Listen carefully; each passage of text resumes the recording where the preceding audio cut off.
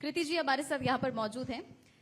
कृति जी, परीक्षा पे चर्चा, क्योंकि हम हर दिन ये एपिसोड को देख रहे हैं और इसमें तमाम जो बड़े चेहरे, प्रधानमंत्री नरेंद्र मोदी ने इसकी शुरुआत की, जब वो बच्चों के साथ मिले, उन्हें टिप्स देते नजर आए।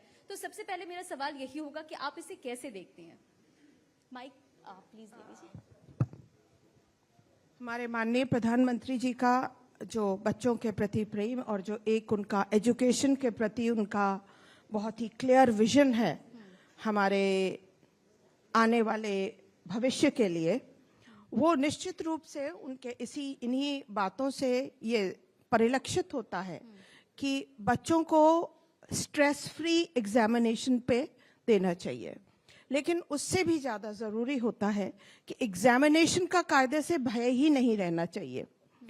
और उसके लिए तो मैं तो यही बोलूँगी कि इसको वैसे कह भी रखा है, हमारी जो नई एक शिक्षा प्रणाली है उसने इसको सेमेस्टर वाइज जाने की बात भी करी है। तो इसको सेमेस्टर वाइज होना चाहिए, से 3 months और 6 months।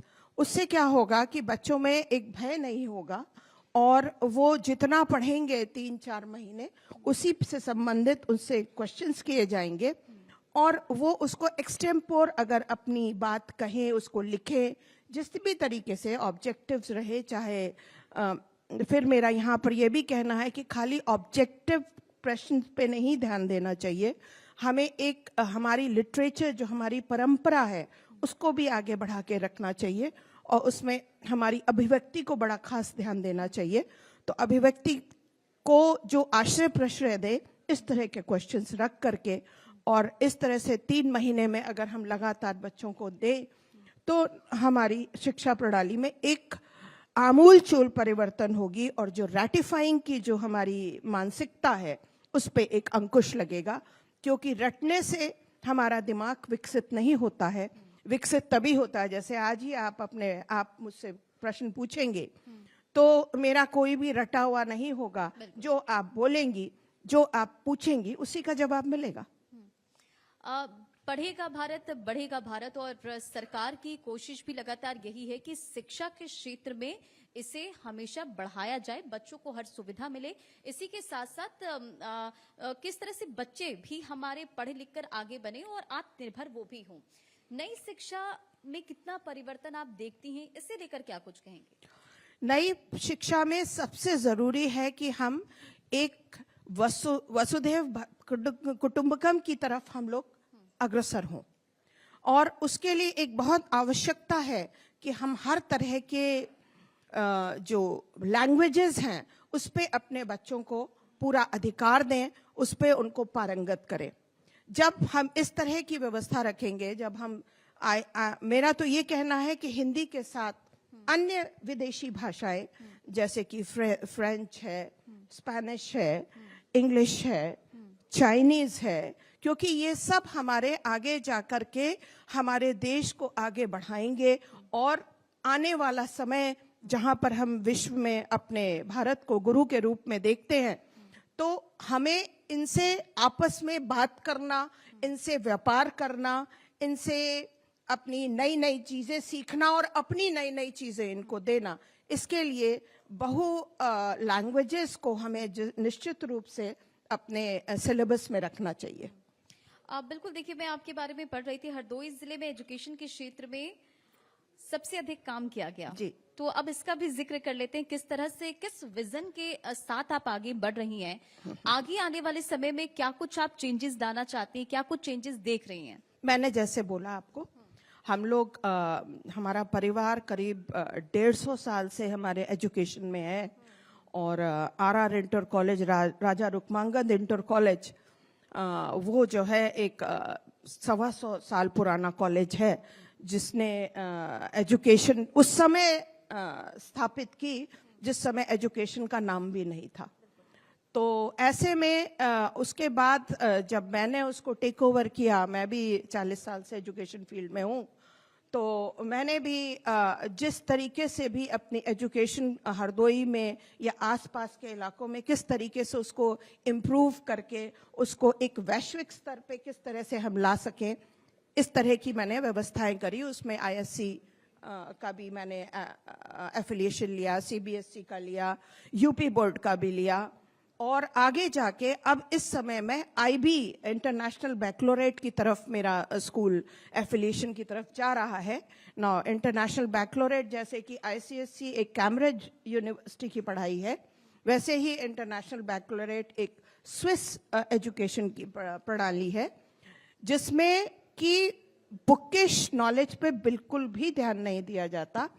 बच्चों को पूरी तरीके से कंप्यूटराइज्ड और ऑनलाइन स्टडीज पे उनको ध्यान दिया जाता है, और जब एग्जामिनेशन भी होता है तो एक टिपिकल कॉपी एंड पेंसिल वाला नहीं होता है, उसमें भी उनकी अपनी अभिव्यक्ति को देखा जाता है और उसी के अनुसार उनको मार्किंग की जाती है। आगे जाके मैं ये भी चाह रही हूँ, क्योंकि मैं महिलाओं और स्पेशली गर्ल एजुकेशन के प्रति मैं बहुत ही समर्पित रहती हूँ, तो उसके लिए मैंने मेरा एक प्लान है कि मैं एक गर्ल्स डिग्री कॉलेज भी अपने हरदोई में खोलूं, जिससे, क्योंकि मैं गर्ल्स का ये मैं देखती हूँ कि लड़के तो हर जगह से जा करके एंड स्ट्रगल करके अपनी जगह बना लेते हैं, अपना मन जहाँ भी वो पाते हैं अपने टारगेट को हासिल कर लेते हैं, लेकिन गर्ल्स का कहीं ना कहीं कभी फैमिली, कभी कोई ना कोई इनहिबिशंस रहते हैं। तो ऐसे में उनकी टॉप एजुकेशन देने के लिए मेरा एक संकल्प है कि मैं एक गर्ल्स कॉलेज भी हरदोई में खोलूं। आपने जिक्र किया 40 साल लंबा ये सफर आपका रहा है। जाहिर तौर पर चुनौतियां भी बहुत होंगी, लेकिन उन चुनौतियों को पार करके आप यहाँ तक पहुंची, अपने विजन का भी आप जिक्र कर रही हैं। तो क्या वो चुनौतियां थी जिससे आपको शक्ति मिली? क्योंकि कहते हैं ना कि अगर प्रॉब्लम से तो सॉल्यूशन है, और फिर उन चुनौतियों के आगे जो जीत होती वो गजब की होती है। देखिए, एक बड़ी जो चुनौतियों से हार जाए वो व्यक्ति फिर वो कहीं भी सफल नहीं हो सकता। चुनौतियां आती ही जीवन में इसीलिए है कि उसको पार करके आदमी आगे बढ़े, और सत्य जो है वो अपने आप में एक बहुत ही एक सूर्य की तरह प्रखर उसका ऑरा होता है, और झूठ अपने आप ही किनारे एक जैसे समुद्र में एक झाग होती है और किनारे जाके उसका अस्तित्व समाप्त हो जाता है। ऐसे ही मेरा ये भाव है कि चुनौतियां आती हैं। चुनौतियां कई तरह की थी, क्योंकि हरदोई एक सी क्लास सिटी है।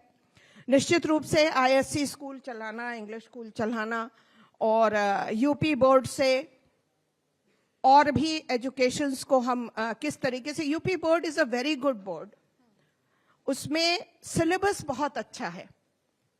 क्योंकि मेरे एजुकेशन मिनिस्टर सामने बैठे हैं, तो मैं अपनी बात भी उसमें कहना ही चाहूंगी कहीं ना कहीं कि सिलेबस होना ही बहुत नहीं होता है, उसको कौन किस तरीके से क्रियान्वयन करता है, दैट इज वेरी इंपॉर्टेंट। तो कहीं ना कहीं हमारा जो उसको क्रियान्वयन करने का तरीका है यूपी बोर्ड में, वो कमजोर हो जाता है, जिसकी वजह से वो यूपी बोर्ड और बोर्ड्स के तुलना में कहीं ना कहीं बैक स्टेज में रहता है। और इसी की वजह से ये जो बाहर के जैसे कहते हैं आईएससी है या सीबीएसई अपना नेशनल एजुकेशन वो है, तो प्लेटफॉर्म है, वो आगे बढ़ जाते हैं। तो मेरा तो यही कहना है कि इस एजुकेशन सिस्टम को आगे बढ़ाने के लिए हमें इस पे बड़ी सीरियसली अपने स्टाफ को, जो मैंने भी करा कि स्टाफ को मैंने स्वयं कोशिश करी कि उनको एजुकेट करा जाए, उनको वोकेशनल ट्रेनिंग दी जाए, और ट्रेनिंग देने के बाद आज इस स्थिति में है हम लोग कि one of the best school मेरा स्कूल है। एक्सक्यूज मी, प्लीज पानी अगर इन तक पहुंचाएं, गर्म पानी। हाँ, ओके। हाँ, तो स्कूल का आप जिक्र कर रही हैं, जाहिर तौर पर हम ये देखते हैं, महिलाओं का भी जिक्र करते हैं, बेटियों का भी जिक्र हम करते हैं। आज उत्तर प्रदेश में शिक्षा को हम कहाँ देख रहे हैं? क्योंकि लगातार कोशिशें सरकार की तरफ से भी की जा रही है, धरातल पर भी वो चीजें उतरती हैं, बेटियों का भी बांध सबान बढ़े, वो भी सशक्त हों, इसे लेकर भी कोशिश हमेशा जारी है।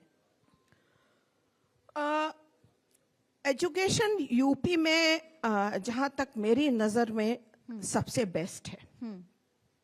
क्योंकि एज इट इज मैं उत्तराखंड को बिलोंग करती हूँ।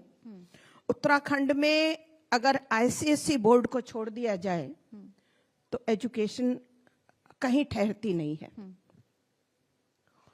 और बिहार का भी आप जानते ही हैं। और अगर दिल्ली की बात करें तो सीबीएसई ही वहां पर एजुकेशन व्यवस्था को पूरी तरीके से संभाले हुए है।